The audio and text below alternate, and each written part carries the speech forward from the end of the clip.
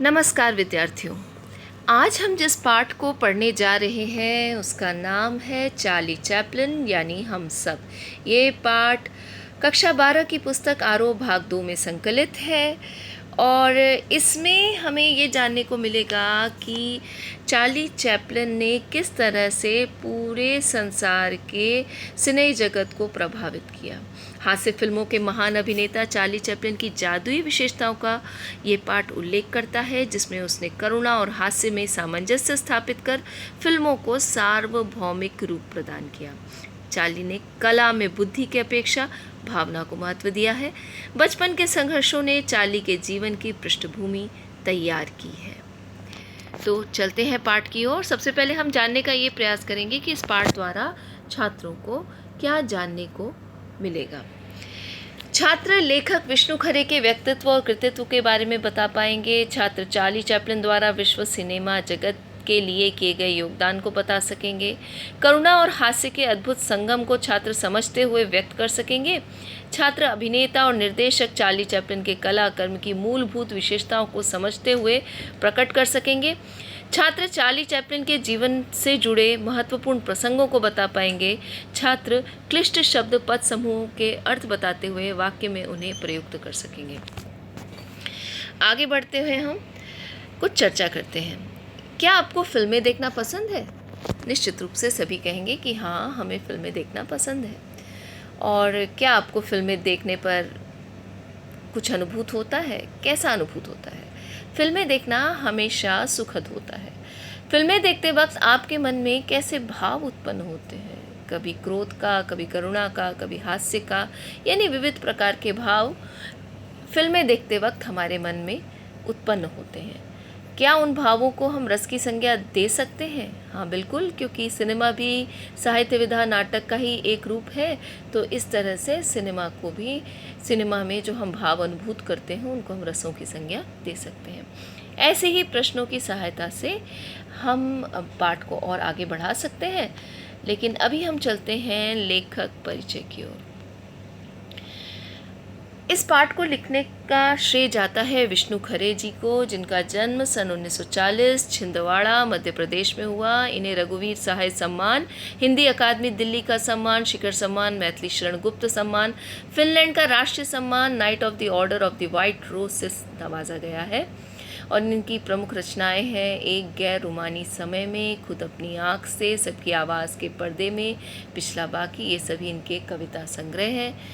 आलोचना की पहली किताब ये इनकी आलोचना है और सिनेमा पढ़ने के तरीके ये इनकी सिने आलोचना है।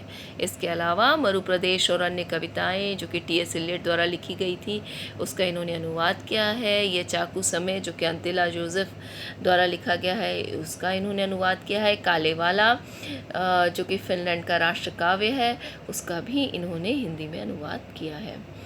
विष्णु खरे एक भारतीय कवि, अनुवादक, साहित्यकार तथा फिल्म समीक्षक, पत्रकार व पटकथा लेखक भी थे। वे हिंदी तथा अंग्रेज़ी दोनों भाषाओं में लिखते थे। वे अंग्रेज़ी साहित्य को विश्वविद्यालय स्तर पर पढ़ाते थे और उन्होंने साहित्य अकादमी में कार्यक्रम सचिव का पद भी संभाला था, उस पर भी वो कार्य कर चुके थे। तथा वे हिंदी दैनिक नव भारत टाइम्स के लखनऊ, जयपुर तथा नई दिल्ली जो केंद्र थे उनमें वहाँ पर संपादक का कार्य भी कर चुके थे। विष्णु खरे जी का निधन 19 सितंबर 2018 को ब्रेन हैमरेज के फलस्वरूप हो गया था।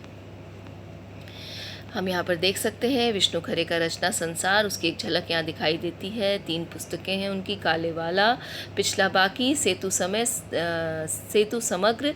इन तीनों के किताबों के जो आवरण चित्र हैं, आमुख चित्र है, वो यहाँ पर दिया हुआ है। अब हम बढ़ते हैं अपने पाठ की ओर।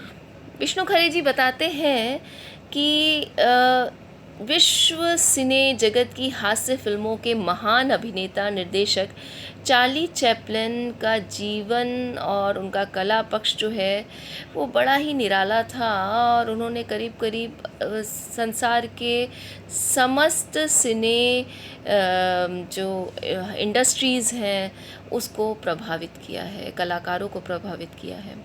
अगर हम इस पाठ की विषय वस्तु को निम्नलिखित या इन शीर्षकों में बांटें तो इसको समझना और आसान हो जाएगा।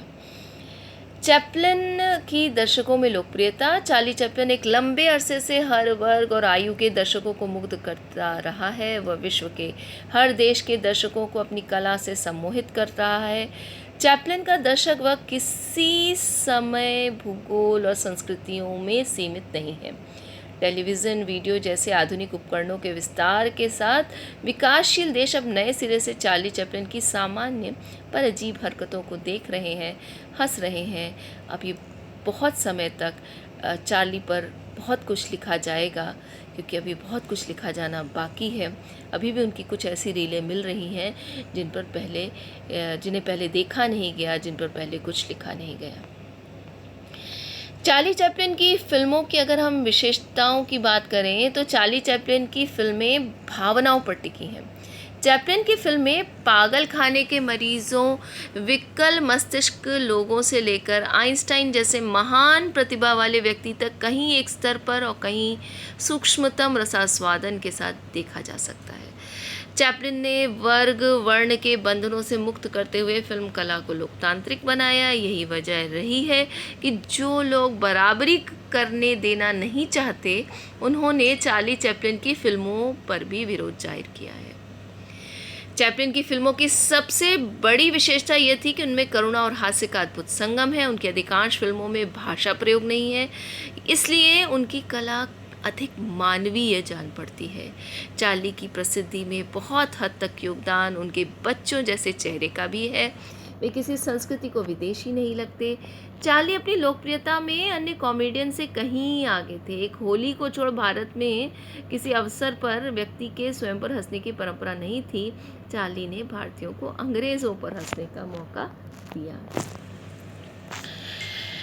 चार्ली चैपलिन की अगर हम पारिवारिक पृष्ठभूमि व संघर्ष को देखें तो उनकी माता दूसरे दर्जे की स्टेज अभिनेत्री व परित्यक्ता थी, अतः चार्ली का जीवन भयंकर गरीबी में गुजरा। उनका जीवन संघर्षों से भरा था।